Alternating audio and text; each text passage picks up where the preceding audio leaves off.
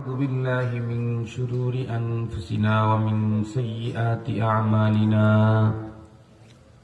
من يهده الله فلا مضل له ومن يضلله فلا هادي له ونشهد أن لا إله إلا الله وحده لا شريك له ونشهد أن سيدنا وسندنا وحبيبنا وشفيعنا وطبيبنا وطبيب قلوبنا وأولانا ومولانا محمدا عبده ورسوله الذي يرسله بالحق إلى الخلق بشيرا ونذيرا وداعيا إلى الله بإذنه وسراجا منيرا أما بعد فأعوذ بالله من الشيطان الرجيم بسم الله الرحمن الرحيم وذكر فإن الذكرى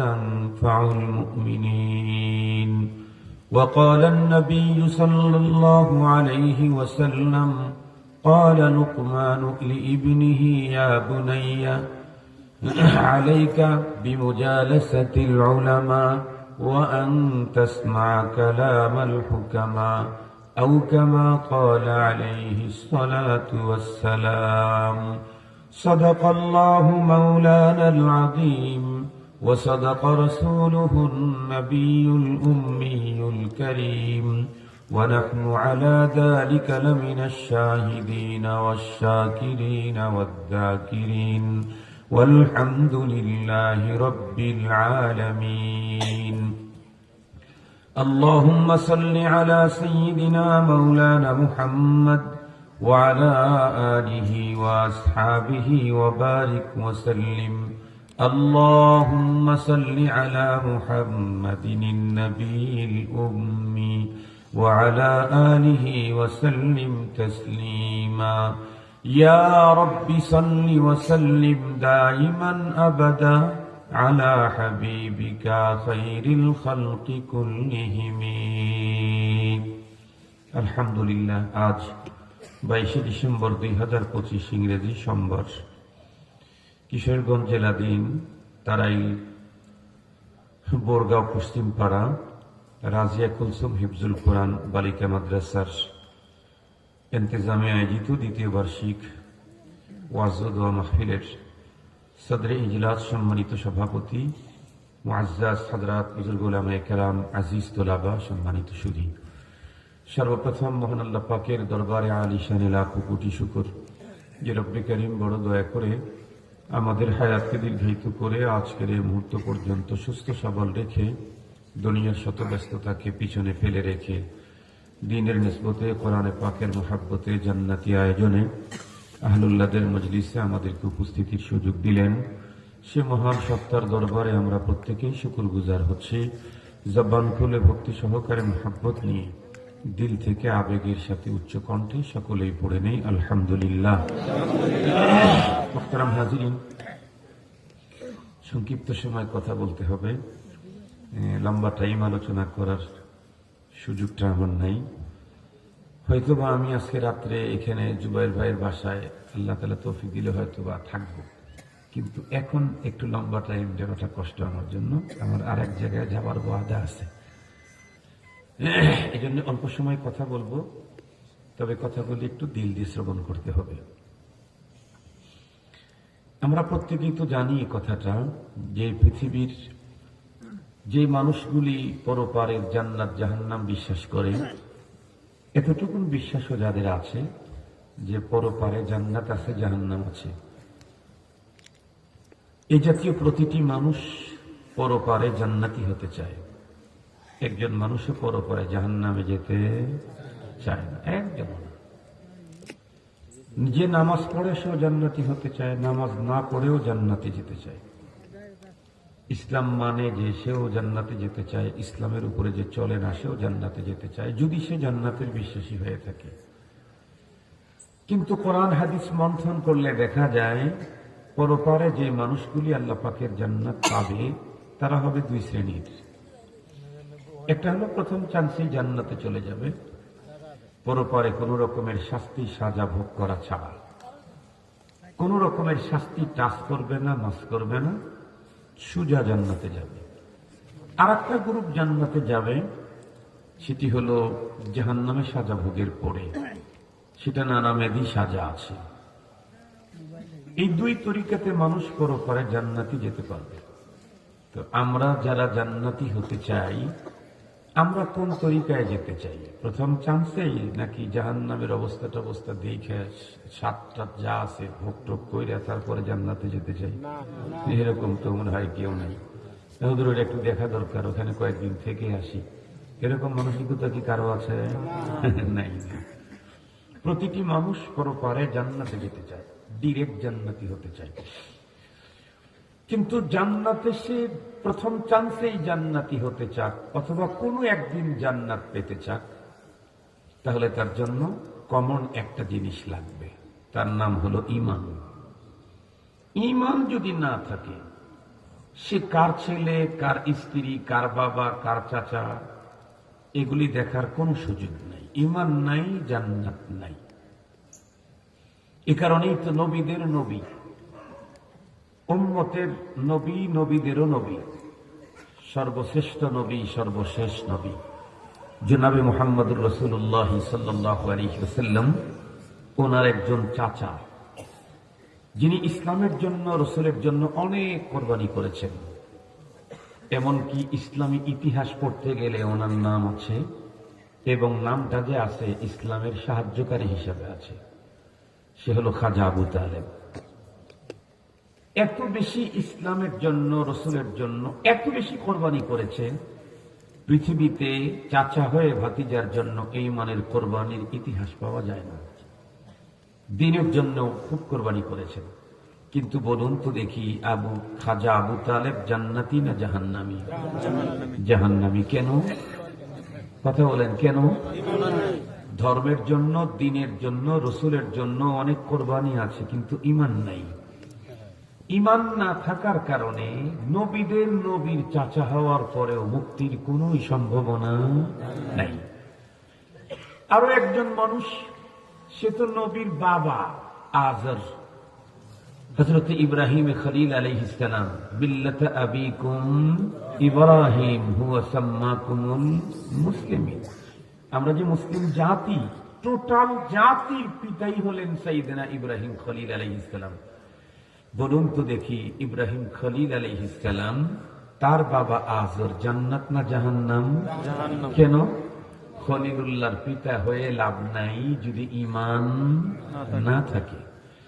আরেকজন পয়গম্বর, অনেক বড় পয়গম্বর, জীবনে একটাবার আল্লাহ পাকের কাছে আবেদন করছেন, এক আবেদনে তামাম দুনিয়ার সমস্ত কাফের, মুশরিক, বেঈমান, নাস্তিকের আন্ডা বাচ্চা সমূলে শেষ করে দিয়েছেন।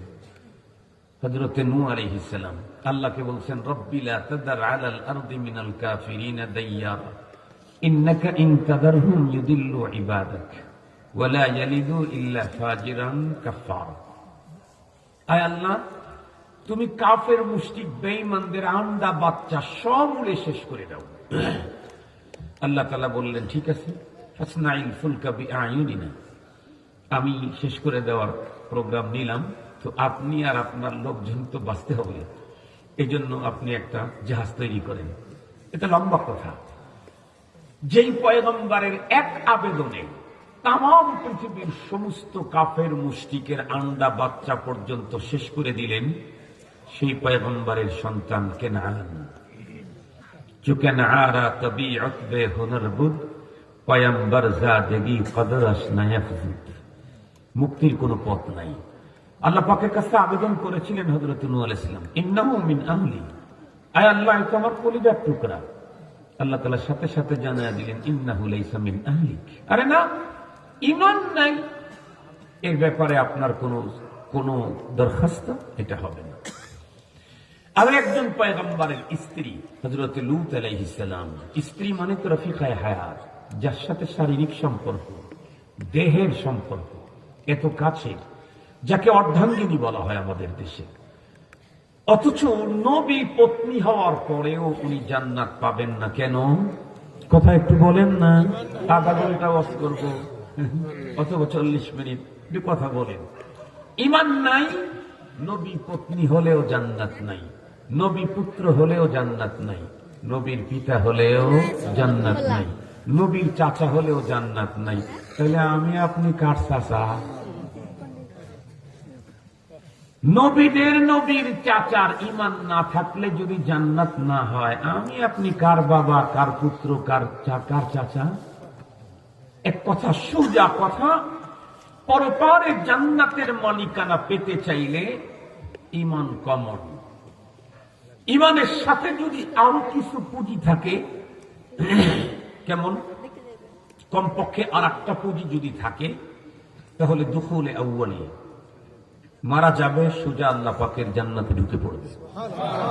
আল্লাহ বলেন, ইন্নাল্লাযীনা আমানু ওয়া আমিলুস সালিহাতি কানাত লাহুম জান্নাতুল ফিরদাউসি নুজুলা। দুই পুঁজি নিয়ে যে কবর পর্যন্ত যাবে, রব্বুল আলামিন বলেন আমি তাকে মেহমানদারি করব জান্নাতুল ফিরদাউসে। কার মেহমান? কথা বলেন না কেন? কার মেহমান? আল্লাহর মেহমান, তাও জান্নাতুল ফিরদাউস। তো ঈমান সবচেয়ে গুরুত্বপূর্ণ বিষয়। জিজ্ঞেস করতে চাই, এই ঈমান আমাদের কাছে যেটা আছে, এটা কি খুব বেশি শক্তিশালী না দুর্বল? আমাদের ঈমানের কন্ডিশন কি? গরমের সময় মসজিদ পর্যন্ত ফজরের নামাজে নিয়ে যেতে পারে, কিন্তু শীতকালীন যদি একটু ঘন কুয়াশা হয়, তাহলে আমাদের ঈমান মসজিদ পর্যন্তই আমাদেরকে নিতে পারে না। আমাদের ঈমান, মাইকের আওয়াজ যাচ্ছে, আমরা প্রত্যেকেই জানি কম বেশি, দ্বীনি আলোচনার মজলিস জান্নাতের, কথা বলেন না কেন, বাগান। দ্বীনি আলোচনার মজলিস জান্নাতের বাগান।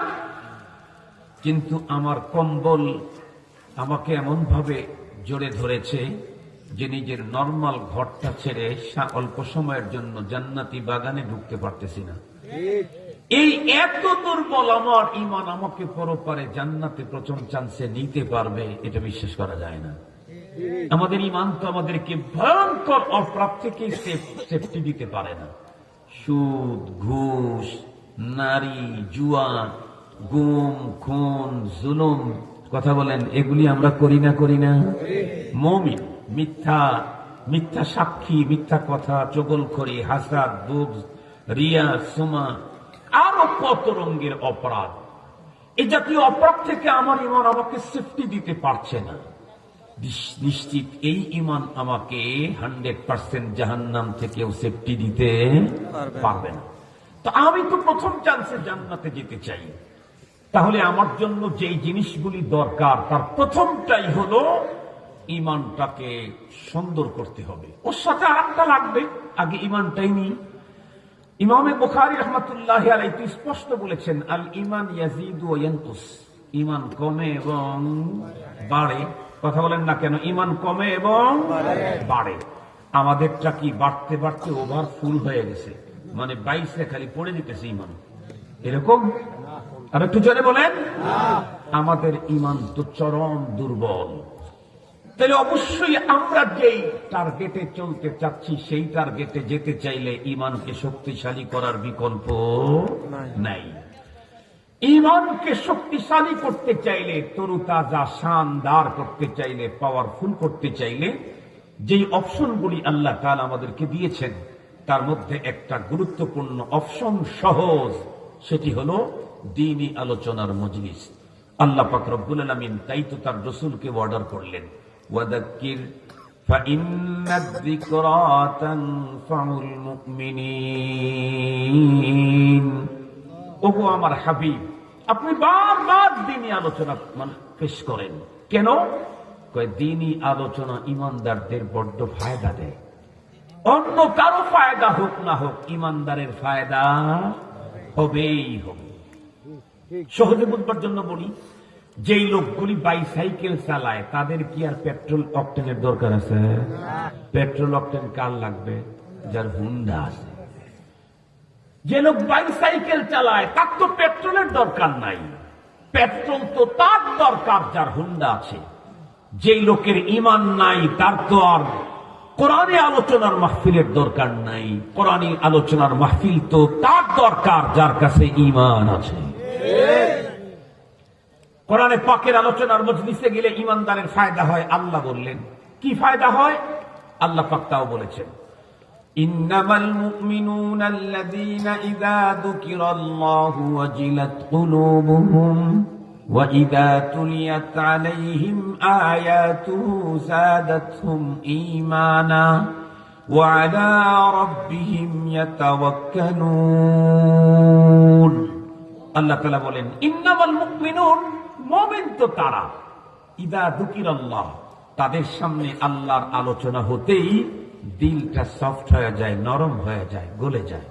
বলেন তো দেখি, আমরা যে কোনো ওয়াজ মাহফিলের ভিতরে ঢুকলে সত্যিকার অর্থে মনোনিবেশ দিয়ে সত্যি কোরআনের সহি কথাগুলি শুনলে আমাদের অন্তরটা গলে যায় না, নরম হয় না? কি মনে বলে, আর জীবনে মিথ্যা কথা বলবোই না, আর দুনিয়ার জন্য এত খামসাখামসি করব না, আর হারাম পথে কখনো পা দেব না। যতদিন আল্লাহ বেঁচে রাখেন, যাই হোক হারামের দিকে যাব না। এটা হলো আমাদের কন্ডিশন হয় ওয়াজ মাহফিলের এরিয়াতে থাকতে। অবশ্য একটু বের হয়ে গেলে তখন ধীরে ধীরে এটা কি হয়ে যায়, চেঞ্জ হয়ে যায়। এটারও কারণ আছে। কারণ দেখবেন যে সমস্ত রোগীর রোগটা সিরিয়াস হয়, এদের অক্সিজেন খুলে নিলে আবার খারাপ হয়ে যায়। কথা বলেন না কেন? কিন্তু যাদের হার্ট টার্ট, প্যানক্রিয়াস, লিভার টিভার, ফুসফুস টুসফুস ভালো আছে, কোন কারণে হঠাৎ করে সমস্যা হয়েছে, 2 ঘন্টা অক্সিজেন দিলে এরপরে আর অসুবিধা নেই, বাড়িতে নিয়ে যাওয়া যায়, এরপরে মেডিসিন খেলে কাজ হয়। আমাদের ঈমানের অবস্থা এতটাই দন্য দশা, যতক্ষণ পর্যন্ত কোরআনের মাহফিলের অক্সিজেন, কোরআনী অক্সিজেন নিতে থাকি, ততক্ষণ আমাদের ঈমান পাওয়ারফুল হয়ে থাকে। যেই মাত্র এখান থেকে এরিয়া ত্যাগ করি, তখনই বিড়ি লাগায় টানতে টানতে বাড়ির দিকে যায়। কথা বলেন, এটা কি বাস্তব না অবাস্তব? বাস্তব। তো আল্লাহ পাক রব্বুল আলামিন বললেন, এই মুমিনের সামনে আল্লাহর আলোচনা করলে তাদের দিল সফট হয়। আর কি হয় কয়, এরপরে যখন কোরআনে পাকের তিলাওয়াত করা হয়, তখন ঈমানদারের ঈমানটাই বাড়তে থাকে। ওইটাই তো আমাদের দরকার। কথা বলেন, ঈমান বাড়াতে হবে আমাকে। আর কোরআনে পাকের তেলাওয়াতে ঈমান বাড়ে। কি পরিমাণে বাড়ে এটা বুঝবার জন্য একটা মিসাল দিলে খুব ভালো বুঝবেন। আমরা ছোটবেলায় যখন বাড়িতে পড়াশোনা করছি, ছোটবেলায় আমরা যখন ছোট ছিলাম, আজকে এই 20 বছর, 18 বছর, 25 বছরের ছেলেরা বুঝবে না। কারণ এরা তো এখন ঘরে ঘরে বিদ্যুৎ, অমুকের উদ্যোগ, ঘরে ঘরে বিদ্যুৎ। অমুক বললাম, নাম বললাম না, কেন তা জানেন? ওই নাম আগে বলা ফজিলত ছিল, এখন বলা দোষ। ঠিক বললাম না? ঠিক বললাম? ওই নাম আগে উচ্চারণ করলেই অনেক সব সুবিধা পাওয়া যেত, এখন ওই নাম উচ্চারণ করলেই দুনিয়ার অসুবিধা। এজন্য ওই নামটা বললাম না। অমুকের উদ্যোগ, ঘরে ঘরে বিদ্যুৎ। এজন্য এখনকার ছেলেরা বুঝবে না। আমরা যখন ছোট ছিলাম, তখন রাত্রের অন্ধকার দূরীকরণে হারিকেন আর ল্যাম্পবাতি ব্যবহার করা হতো। আমরা অনেক সময় সব ভাই বোন, আব্বা আম্মা একসঙ্গে খেতে বসেছি। চমৎকার আকর্ষণীয় খাবার কি, ইলিশ মাছ। আপনাদের এই অঞ্চল কেমন ছিল জানি না, এটা তো কিশোরগঞ্জ। আমিও আর এক গঞ্জের লোক, সেটা হলো সিরাজগঞ্জ। গঞ্জ আমারটা কিন্তু খারাপ না। এই সিরাজগঞ্জের লোকদের যেটা ছিল, সেটা হলো পাট বিক্রি করতো, সোনালী আঁশ, চিনেন নাকি? এটা বিক্রি করে মানুষ ইলিশ মাছ কিনে নিয়ে আসতো হাটের থেকে। আমাদের সিরাজগঞ্জে আগে দেখতাম। তো যখন খাইতে বসতি, ফাইন, কিছুক্ষণ পরে দেখা যায় মাছ দেখা যায়, কাটা দেখা যায় না। তার মানে কি, বাতি আর হারিকেনের আলো কি হয়ে গেছে, কমে গেছে। এই আলো বাড়াইতে চাইলে কি করতে হবে? তেল ঢালতে হবে। তেল যে ঢালবেন, মনে রাখবেন, তেল ঢালতে গিয়ে দেখবেন সলিতার এক কর্নারে আছে আগুন, অপর কর্নারে তেলের টাচ লাগা মাত্রই বাতির আলো অনেক গুণে বেড়ে যায়, আধা সেকেন্ডের কম সময়ের মধ্যে। সলিতার এক কর্নারে তেলের টাচ লাগতেই অপর কর্নারে আগুনটা, বাতির আলোটা যে পরিমাণে বাড়ে, তার চাইতে 1000 গুণে কোন ইমানদারের কানে কোরআনে পাকের তেলাওয়াত টাচ লাগলেই অন্তরের ইমানের আলো তার চাইতে 1000 গুণে বেশি বাড়ে। শুধুমাত্র কেবলমাত্র ঈমানদারদেরই কি ফায়দা হয় কোরআন শুনলে? না, কোরআনে হাকিমের ভিতরে আল্লাহ তাআলা স্পষ্ট বলে দিয়েছেন হুদাল লিন্নাস। যে কোনো মানুষ কোরআনে পাকের তিলাওয়াত নিউট্রাল মস্তিষ্ক নিয়ে যদি শোনে, হাটদারমি এনাদ যদি ভিতরে না থাকে, জিদ যদি না থাকে, অন্য কোনো মানসিকতা যদি না থাকে, তাহলে কোরআনে পাকের তেলাওয়াত যে কেউ শুনলেই তার দ্বারায় ফায়দা হয়। এ প্রসঙ্গে একটা ঘটনা আমি আপনাদের খেদমতে পেশ করেই বিদায় নেব। আপনারা অবশ্যই জানেন, কোরআনে পাক নাযিল হওয়ার আগ মুহূর্ত পর্যন্ত আসমান ছিল একদম শিথিল, নরমাল। কেমন? দুনিয়া থেকে যে কোনো জিন্নাত ওই আসমানে যাইত। আল্লাহ পাক রব্বুল আলামিন তাম পৃথিবীর সমস্ত মানুষের ভাগ্যের লিখনিটা মানুষ সৃষ্টির 50,000 বছর আগেই লিখেছেন। এটা আমাদের নিয়ম আছে। আমরা কোনো বাড়ি করতে চাইলে প্ল্যান আগে হয় না পরে হয়? প্ল্যান হয় আগে, কাজ হয় পরে। রব্বুল আলামিন এই পৃথিবীতে মানুষ সৃষ্টির অনেক আগে প্ল্যান। আব্দুল বাসেতকে কি বানাবেন, আব্দুল কাদেরকে কি বানাবেন, আব্দুল লতিফকে কি বানাবেন, আমরা 8 ভাই। এই কাকে কি বানাবেন এই প্ল্যান আমাদের তৈরি করার, মানুষ তৈরির 50,000 বছর আগে লিখে রেখেছেন। কিন্তু প্রত্যেক বছর 1 বছরের জন্য 1 রাত্রিতে আগামী বছরের কার্যক্রম ফেরেশতারা কেমনে পরিচালনা করবে 1 বছরের কাজ তাদেরকে বুঝে দেওয়া হয়। সেটা হচ্ছে লাইলাতুন নিসফি মিন শাবান। আহলে সুন্নাত ওয়াল জামাতের আকীদা, শাবানের মধ্যবর্তী রজনীতে আগামী বছর কার ক্ষমতা হারাবে, কে নতুন করে এসে ক্ষমতায় বসবে, কে কে দুনিয়া থেকে বিদায় নিবে, কে জন্ম নিবে, কার ব্যবসায় লাভ হবে, কার লস হবে, সব দিয়ে দেন। ফেরেশতারা তখন রব্বুল আলামিনের পক্ষ থেকে সেই কাজের সেই লিস্ট পাওয়ার পরে তাদের ভিতরে আবার এটাকে আলোচনা করে বন্টন করে নেন। ফেরেশতারা যেখানে আলোচনা করে তাদের কক্ষ আছে, ঘর আছে, হল রুম আছে। সূরাতুল বুরুজের তাফসীর পড়ে দেখেন, ওয়াস-সামা ইযাতিল বুরুজ। এই বুরুজ শব্দের তাফসীরের ভিতরেই এসেছে বুরুজ বারজুনের বহু বচন। বারজুন মানে কি? অনেক তাফসীর এসেছে, তার মধ্যে একটা হলো বারজুন মানে ফেরেশতাদের আরাম অথবা মিটিং করার জন্য আল্লাহ তাআলা আসমানের রুম তৈরি করে রেখেছেন। আমাদের ঢাকা শহরে বিভিন্ন বড় বড় শহর দেখবেন, যারা ডিউটি করে তাদের জন্য পুলিশ বক্স আছে জায়গায় জায়গায়, গ্লাস দিয়ে বানানো, দেখছেন নাকি? ফেরেশতাদের জন্য এমনটি আছে। তো ফেরেশতারা যখন নির্ধারিত টাইমে আগামী 1 বছরের কার্যক্রম কেমনে পরিচালনা করবে এটা নিয়ে যখন তারা আল্লাহ পাক যেই সিস্টেম, যে পদ্ধতি, যে হুকুম দিয়েছেন এটা নিয়ে যখন আলোচনা করে, ঠিক সেই মুহূর্তে কিছু জিন্নাত ওইখানে আসমানের ওইখানে ওত পেতে 2-4টা কথা শুনে এসে দুনিয়াতে তাদের যে লোক আছে তাদের কাছে মেসেজ করে, এই অমুক অমুক কিন্তু মারা যাবে, অমুকে কিন্তু ছেলে সন্তান জন্ম হবে, অমুক কিন্তু এত টাকার সম্পদের মালিকানা পাবে। 2-3টা আসমানি মেসেজ পেয়ে ওই লোকগুলি ওর সাথে আর 97টা নিজের পক্ষ থেকে মিলিয়ে পৃথিবীর মানুষের কাছে দাবি করতে আমরা গায়েব বলতে পারি, অদৃশ্যের খবর জানি। আপনারা মনে হয় ভুলে গেছেন, আমরা ছোটবেলায় দেখছি গ্রামগঞ্জের ভিতরে গণক আসতো, চটাং ঘটাং 1 পদি চটাং, নানি, দাদি, আন্টি, আপনার বড় ছেলের তো বড় একটা বিপদ আছে। এ কথা বলতেই মা দুর্বল হয়ে যেত, বলতো আরে তাহলে কি করা যায়? তেমন কিছু না, 10 কেজি আটা, 2 কেজি চাউল, 10 টাকা কুল্লু খালাস। তার মানে সিটার।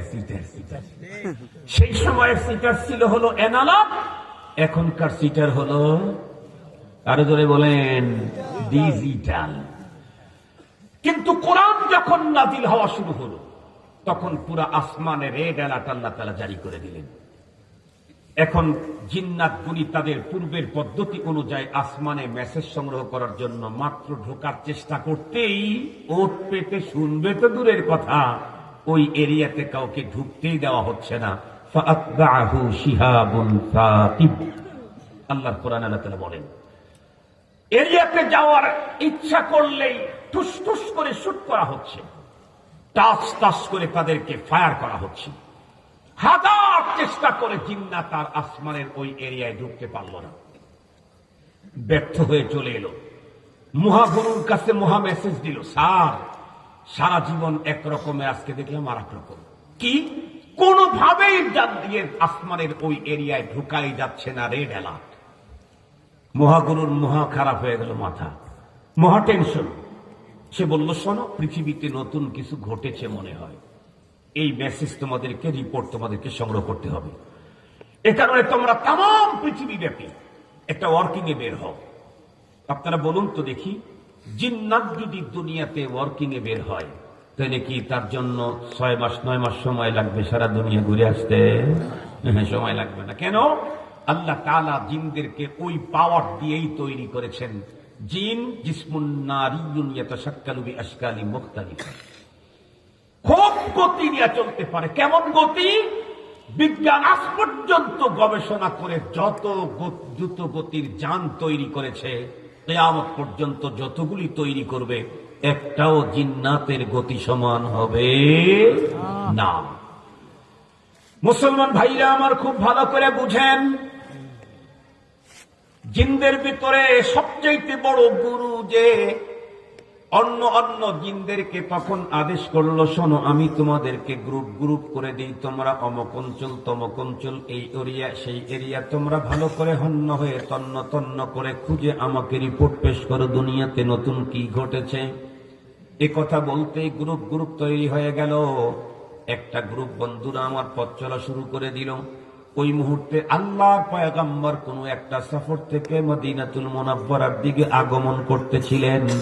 পথের ভিতরে ফজরের নামাজে পয়গম্বর কোরআনে পাকের তেলাওয়াত জোরে জোরে আওয়াজ করে করতেছিলেন। ওই একটা ছোট্ট জিনদের গ্রুপ যাইতেই সেখানে হঠাৎ করে থমকে দাঁড়িয়ে গেল। ওদের কানের ভিতরে কালামুল্লাহর তেলাওয়াত যখন ঢুকলো, থমকে দাঁড়ালো। ইন্না সামি'না কুরআনান আজাবান ইয়াহদি ইলার রুশদি ফাআমান্না। থমকে দাঁড়ালো কেন? একে অপরকে বলা শুরু করলো, শোনো, পৃথিবীতে কত রঙের পাঠ পঠন শুনেছি, কিন্তু এই জাতীয় পাঠ তো জীবনে কোনোদিন আমার কানে ঢোকে নাই। ওদের কানে কেমনে ঢুকবে? ওই জাতীয় পাঠ তো রব্বুল আলামিন দুনিয়াতে পর্যন্ত পাঠানি নাই। দীর্ঘক্ষণ পর্যন্ত কালামুল্লাহ তেলাওয়াত শ্রবণ করলো। গভীরভাবে আগ্রহ ভরে আশ্চর্য পাঠগুলি শ্রবণ করার পরে তারা একটা পর্যায়ে তারা তাদের অভিব্যক্তি পেশ করলো, ইন্না সামি'না কুরআনান আজাবা, আশ্চর্য পঠন শুনলাম, ইয়াহদি ইলার রুশদি, যে পাঠগুলি আমাদেরকে বলছে এগুলি তো মানুষদেরকে হেদায়েতের পথ দেখায়। ফাআমান্না, সঙ্গত কারণে আমরা এর উপরে ঈমান এনে চলে গেলাম। ভালো করে বুঝবেন, আমার আলোচ্য বিষয় ছিল, টার্গেট ছিল হলো বন্ধুরা আমার এই কথা বুঝাবার জন্য, কোরআনুল কারীমের তিলাওয়াত কোন মুমিন যদি শ্রবণ করে তাহলে তার ঈমান বাড়তে থাকে, আর যদি কোনো বেঈমানও কোরআনে পাকের তেলাওয়াত শ্রবণ করে তাহলে কান দিয়া কোরআনে পাকের তেলাওয়াতের টাচ লাগা মাত্র অন্তরের ভিতরে ঈমান সিংহাসন করে নেয়। ওরা এখান থেকে চলে গেল। যাওয়ার পরে তারা তার গুরুর কাছে মেসেজ করলো, স্যার, আশ্চর্য একটা পাঠ শুনে এসেছি, জিন্দিগিতে কোনোদিন এই জাতীয় আওয়াজ আমাদের কানের ভিতরে ঢোকে নাই। ইন্না লাহু লাহালাওয়া ওয়া ইন্না আলাইহি লাতালাওয়া। লম্বা কথা। একটা পর্যায়ে বন্ধুরা আমার তারা গিয়ে তাদের বসের কাছে মেসেজ করলো, এই দিক থেকে রব্বুল আলামিন জিনদের ছোট্ট গ্রুপ এই জায়গায় এসে কেমনে কোরআনে পাকের তেলাওয়াত শ্রবণ করে কি অভিব্যক্তি পেশ করে এখান থেকে চলে গেল, সেই মেসেজটা আল্লাহ তার রাসূলকে দেওয়ার জন্য জিবরাইল আমিনকে পাঠায়া দিলেন। জিবরাইল আমিন এসে বললেন, কুল উহিয়া ইলাইয়া আন্নাহু ইসতামা নাফারুম মিনাল জিন্নি ফাকালু ইন্না সামি'না কুরআনান আজাবান ইয়াহদি ইলার রুশদি ফাআমান্না।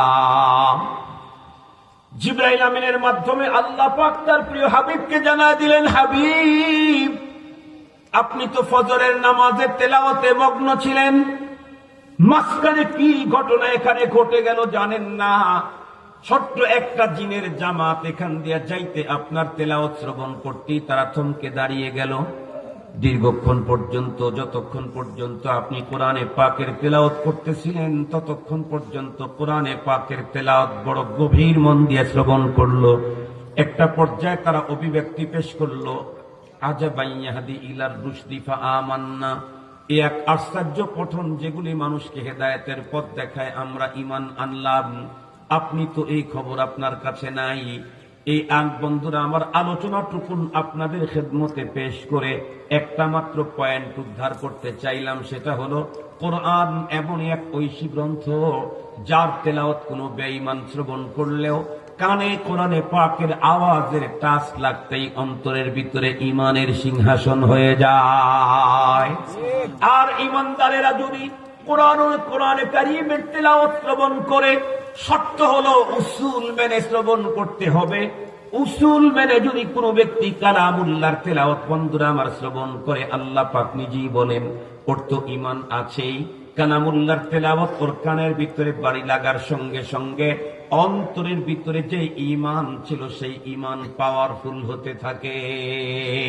মুহতারাম হাজিরিন, সঙ্গত কারণে আমাদের মতো দুর্বল ঈমান যারা, তাদের জন্য দ্বীনি মাহফিল এটা যে কত দামি, কত বড় নেয়ামত আল্লাহ পাকের পক্ষ থেকে। অন্য পদ্ধতিতে নিজেদের ঈমান দৃঢ় গাঢ় করা যতটা সহজ নয়, কোরআনের মাহফিলে এসে একাগ্রতার সাথে আমলের নিয়তে মুহাব্বত ও আকীদাতের সাথে দ্বীনি আলোচনা শুনলেই, শুধু শুনলেই বসে থাকবো, শুনতে থাকবো, অন্তরের ভিতরে ঈমান শানদার হতে থাকবে। এর চাইতে আরো গুরুত্বপূর্ণ তথ্য হলো রব্বুল আলামিন যে তার রাসূলকে বললেন, দাক্কির, ওগো আমার হাবিব বারবার দ্বীনি আলোচনা করেন। আমি জিজ্ঞেস করতে চাই, নবীজি কাদেরকে দ্বীনি আলোচনা শুনাইতেন? কথা বলেন না কেন? সাহাবীদেরকে। আমি জিজ্ঞেস করতে চাই, সাহাবীদেরকে আল্লাহ তার রাসূলকে সাহাবীদের ব্যাপারে বারবার কোরআনের আলোচনা শোনানোর অর্ডার দিলেন। তার মানে কি সাহাবীদের ঈমান আমাদের মতোই দুর্বল ছিল? আর একটু জোরে বলেন। সাহাবীদের ঈমান তো এতটাই পাওয়ারফুল, কিয়ামত পর্যন্ত আনেওয়ালা যত মানুষ সাহাবীদেরকে সঠিকভাবে অনুকরণ করবে, আল্লাহ পাক তাদের জন্য জান্নাত আর সন্তুষ্টির ডিক্লারেশন দিয়েছেন। আল্লাহ পাকের কোরআনে আল্লাহ বলেন, السابقون الأولون من المهاجرين والأنصار والذين اتبعوهم بإحسان رضي الله عنهم ورضوا عنه وأعد لهم جنات تجري تحتها الأنهار। আয়াতের খোলাসা কথা হলো, আল্লাহ বলেন আমার নবীর সাহাবী সাবিকিন আউয়ালিন, আনসার হোক আর মুহাজির হোক, আমি তাদের প্রত্যেকের উপরে রাজি আর খুশি, তাদের জন্য জান্নাত রেডি করে রাখলাম। শুধু তাদের জন্যই না, ওয়াল্লাযীনা তাবাউহুম বিইহসান, কিয়ামত পর্যন্ত যত মানুষ সাহাবায়ে কেরামদেরকে সঠিক পদ্ধতিতে অনুকরণ করতে পারবে, আল্লাহ বলেন আমি তাদের উপরেও সন্তুষ্ট এবং তাদের জন্য জান্নাত রেডি করে রাখলাম। যে সাহাবীদের সম্পর্কে আল্লাহ নিজে ডাইরেক্ট বলেন, ওয়াইদা কিলা লাহুম আমিনু কামা আমানান নাস, সাহাবীদের ঈমানের মতো ঈমান আনতে অন্যদেরকে আল্লাহ পাক রব্বুল আলামিন অর্ডার করলেন। যেই সাহাবায়ে কেরামের ঈমান কিয়ামত পর্যন্ত আনেওয়ালা মানুষের জন্য মডেল, সেই সাহাবায়ে কেরামদেরকে যদি বারবার কোরআনের কথা শোনানোর জন্য আল্লাহ তার রাসূলকে অর্ডার করলেন, আমাদের ঈমানের যে কন্ডিশন তাতে বলুন তো দেখি, বারবার নয় 24 ঘন্টাই আমাদের কানের মধ্যে কোরআনী আলোচনা আর তেলাওয়াত বন্ধুরা আমার বাজানো দরকার কিনা? সাহাবীদের এত উন্নত ঈমান, তাই যদি বারবার কোরআনের কথা শুনতে হয়, আমাদের ঈমানের তো দন্য দশা, আমাদের ঈমানের তো কাহিল অবস্থা। আমাদের জন্য কি পরিমাণে কোরআনে পাকের আলোচনার বরকতপূর্ণ মজলিস আমাদের জন্য অপরিহার্য কর্তব্য। এ কারণেই রাসূল করিম সাল্লাল্লাহু আলাইহি ওয়াসাল্লাম ইরশাদ করেন, লোকমানে হাকিম, চিনেন তো লোকমানে হাকিমকে? একজন সাধারণ মানুষ, নবী নন আর কি, অথচ আল্লাহ পাক তার নাম কোরআন শরীফের ভিতরে অত্যন্ত সুন্দরভাবে আল্লাহ তাআলা জিকির করেছেন, উল্লেখ করেছেন, আলোচনা করেছেন। এই লোকমানে হাকিম তার সন্তানকে ডেকে বলেছিলেন, আমাদের নবীজি বলেন, قال رسول الله صلى الله عليه وسلم قال لقمان لابنه, আমাদের নবীজি বলেন লুকমান হাকিম তার ছেলেকে ডেকে বলতেছিলেন, ইয়া বুনাইয়া, এ আমার কলিজার টুকরা সন্তান, আলাইকা বিমুজালাসাতিল উলামা, তোমার জন্য উলামায়ে কেরামের মজলিস অত্যন্ত জরুরি, ওয়া আন তাসমাআ কালামাল হুকামা, তোমার জন্য এটাও জরুরি হাকিম বিজ্ঞজনদের আলোচনা, দ্বীনি বিজ্ঞজনদের আলোচনা তুমি শুনবা। কেন? কারণ ফাইন্নাল্লাহ তাআলা ইউহয়ি আল কলবাল মাইয়িত, আল্লাহ তাআলা দ্বীনি আলোচনা হিকমতের নূরের দ্বারায় মরা হৃদয়টাকে এমন ভাবে জিন্দা করেন, যেমন অনাবৃষ্টির কারণে জমিন ফেটে চৌচির হয়ে গেলে মিষ্টি পানির বৃষ্টির কারণে মুহূর্তে যেমন পুরা জমিনটাকে শস্য শ্যামলে ভরে যায়, ঠিক কারো অন্তরের ঈমান দুর্বল হলে উলামায়ে কেরামের কাছে গিয়ে কোরআনের আলোচনা শুনলে, হিকমতের কথা শুনলে, তাদের এই মরা ঈমান আর দিলগুলি সেইভাবেই পাওয়ারফুল আর তাজা হয়ে যায়।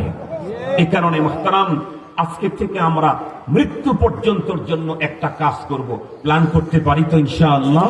সেটি হলো, যখনই শুনবো এলাকার কোথাও মসজিদে, মাদ্রাসায়, খানকায় অথবা কারো বাসাতে কোন বুজুর্গ আসতেছে, কোন হক্কানি আলেম আসতেছে, বাজে কথা বলে না, বেহুদা কথা বলে না, অহেতুক কথা বলে না, এই জাতীয় কোন তথ্য মানে ভুল তথ্য ছড়ায় না, এই জাতীয় কোন আলেম আসতেছে, এটা যদি আমি শুনি তাহলে অবশ্যই আমি সময় বের করব, ফুল টাইম না থাকতে পারলেও কিছু টাইম আমি এখানে কাটাবো। কেন? ফিলিং স্টেশন যদি আশেপাশে নাও থাকে তাহলে হুন্ডা চালানোর জন্য দোকান থেকে হলেও বোতল ভরে, কথা বলেন না কেন, পেট্রোল নেওয়াই লাগে, কথা বলেন না কেন। ফিলিং স্টেশন নাই দেখে ওই এলাকার লোকেরা পেট্রোল ছাড়া হুন্ডা চালাবে তা কিন্তু হবে না। দোকান থেকে খোলা তেল হলেও নিতেই হবে, পেট্রোল যদি পাম্প যদি নাও থাকে। ঠিক তদরূপ আমরা মাদ্রাসা, মসজিদ, খানকায় গিয়ে ওই পদ্ধতি সিস্টেমলি যদিও কোরআনে পাকের আলোচনা শুনতে পারতেছি না, দ্বীনের এই পেট্রোল নিতে পারতেছি না, কমপক্ষে খোলা বাজারে উলামায়ে কেরামের জবান থেকে ঈমানি পেট্রোল আমাদের অন্তরের ভিতরে ভরতেই হবে। কি বলেন ভাই, কি বলেন? আমরা ইনশাআল্লাহ কাজটা করব তো। আল্লাহ তাআলা আমাকে তৌফিক দান করুক। আমার ছোট ভাই জুবায়ের যে প্রতিষ্ঠান এখানে করেছে, আল্লাহ তাআলা এই প্রতিষ্ঠানকে একটা সময় বাংলাদেশের শ্রেষ্ঠ প্রতিষ্ঠানদের তালিকায় পৌঁছিয়ে দিন। আল্লাহ তাআলা ওর রুজি রোজগার, ব্যবসা বাণিজ্য, ছেলে মেয়ে আপনজন যারা আছে, আল্লাহ তাআলা সকলের ভিতরে বারাকা দান করুক। ওয়া আখিরু দাওয়ানা আলহামদুলিল্লাহি রাব্বিল আলামিন। বসেন, যাইয়েন না, এখনই তো বললাম যে কি পরিমাণে দরকার। পেট্রোল যত ভরবেন তত লম্বা পথ চলতে পারবেন। 20 টাকার পেট্রোল নিয়ে তো 3 কিলো যাওয়ার পরে আবার হোন্ডা কাট করে লাগে, কথা বলেন না, এগুলো বেশি করে ভরে নিয়ে যান। আসসালামু আলাইকুম।